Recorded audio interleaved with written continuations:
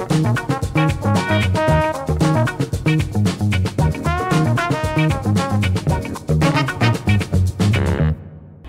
selamat datang di konten terbaru Magnivision, ngobrolin film. Pada konten ini kita akan membahas sebuah film terbaru, yaitu KKN Desa Penari yang lagi hits-hits saat ini. Nah, KKN Desa Penari ini juga disutradarai langsung oleh Awi Suryadi yang sebelumnya berhasil menyutradarai film Danur 1, 2, dan 3. Nah, KKN Desa Penari saat ini juga berhasil meraup penonton 5 juta kurang dari 2 minggu. Jadi kita langsung saja ngebahas tentang film ini. Jadi film ini menceritakan sebuah kisah yang berawal dari tweet Twitter yang ditulis oleh Simple Man. Nah, untuk Sobat Magnivision yang belum membaca tweet Twitternya, singkatnya kisah ini bermula dari sekelompok mahasiswa yang ingin mengadakan sebuah program KKN di Desa B di Jawa Timur. Keenam mahasiswa tersebut bernama Widya, Ayu, Nur, Bima, Anton, dan Wahyu.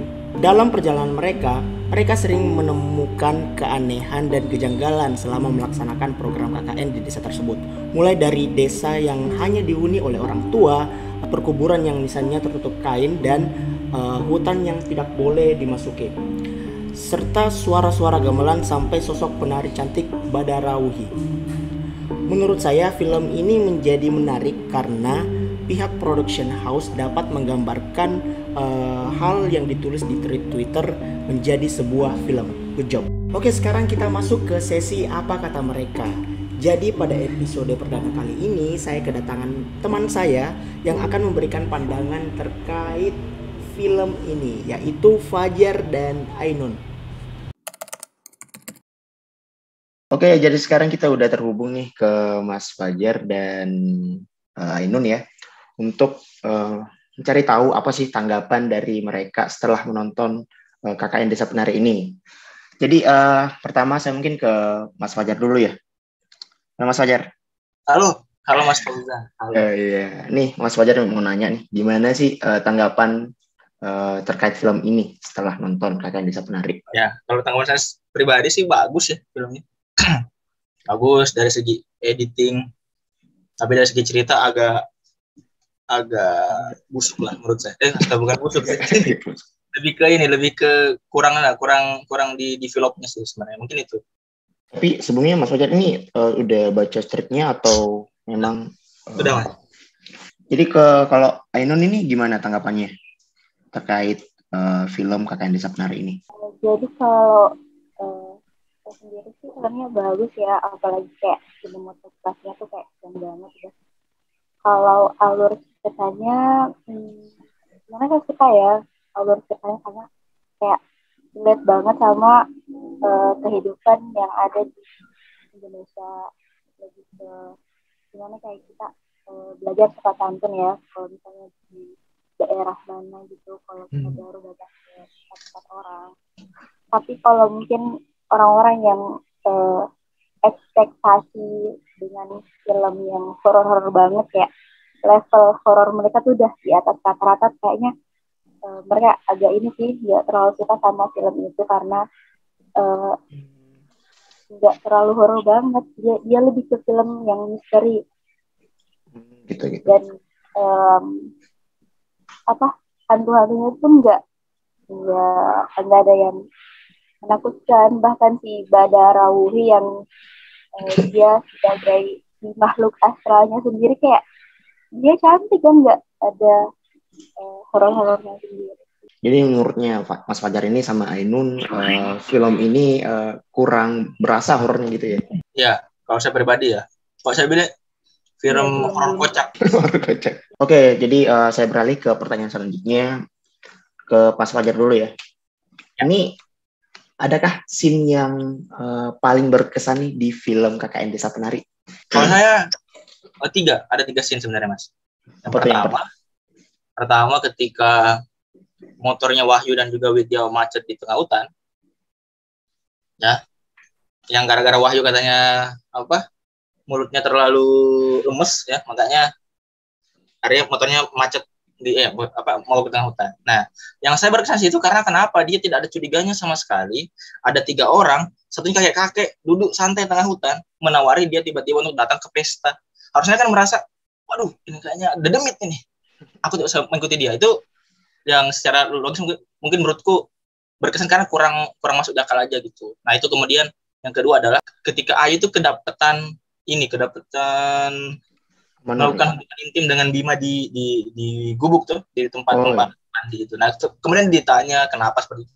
Saya bertemu dengan seorang wanita cantik ketika masuk ke dalam rumah. Harusnya ketika kamu lihat ada orang cantik, full atribut dandanan seperti itu, harusnya curiga dong kenapa di desa seperti ini di tahun 2006 kalau saya tidak salah ya. Itu waktunya ada wanita cantik ingin menawari saya dengan danang pemikat seperti itu. Pemikat. Kan curiga kayaknya ini jin gitu. Tapi kenapa dia tergoda? Nah, itu yang kedua. Yang ketiga, yang terakhir, ketika Mbah Buyut, ini karakter favorit saya, Mbah Buyut berubah menjadi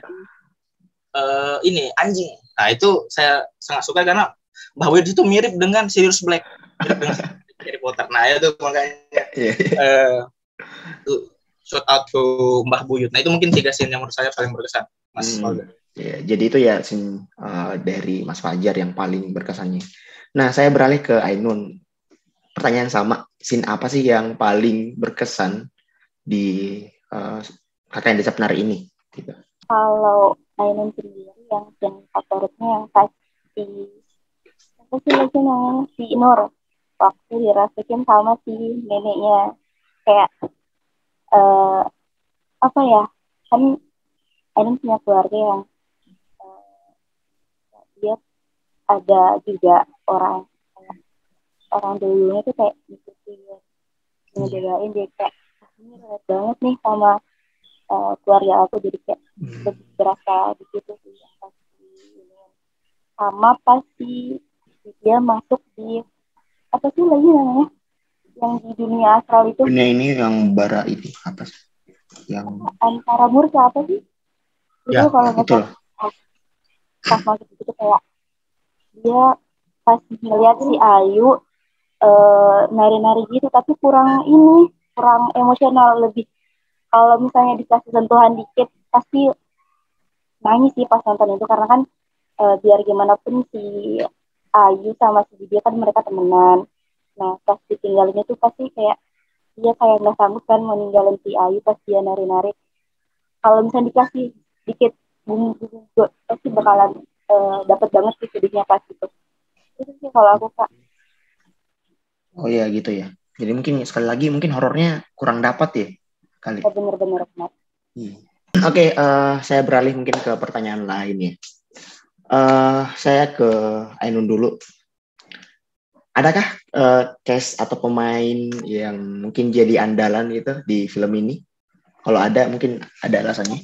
Kalau pemeran favorit pasti Pak N itu dia dan si Nur itu 2. Kalau si dia kayak dia benar-benar dapat banget kayaknya pas meranin karakter dia kayak benar kayak pas dia pasukan dan lain-lain dia kayak confused dan lain-lain, kayak benar-benar menjiwai karakternya dia sebagai si dia.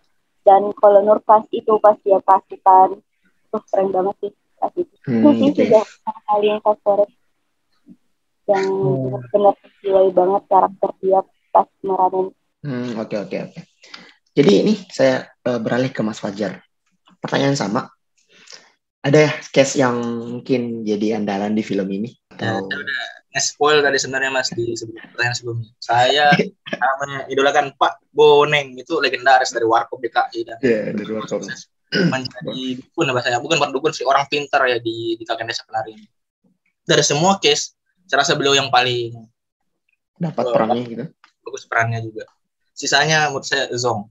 Termasuk Anthony Haq, terus Titit Sabiani kalah sama Pak Boneng menurut saya. Jadi kalau saya tanya nih Mas Fajar mungkin dari skala 1 sampai 10 dalam film horor, mungkin Mas Fajar kasih berapa Saya ke Mas Fajar dulu ya. Saya jelaskan dulu ya. Sebelum saya sebutkan angkanya, saya jelaskan mungkin alasan kenapa saya kasih angka tuh di awal. Pertama dari segi film, oke lah, dari segi visualisasi mungkin bagus ya. Tapi menurut saya karena saya rasa ini banyak orang yang sepakat juga, teman-teman yang nonton, yang baca tentang tulisannya Simple Man, merasa ini adalah sketsa dari thread-nya itu. Jadi menurut saya kurang terdevelop aja ininya, ceritanya. Itu yang pertama. Saya merasa kurang terdevelop ceritanya. Kemudian tadi banyak scene-scene yang sebenarnya secara logis bisa dikulik lagi supaya bisa lebih masuk akal.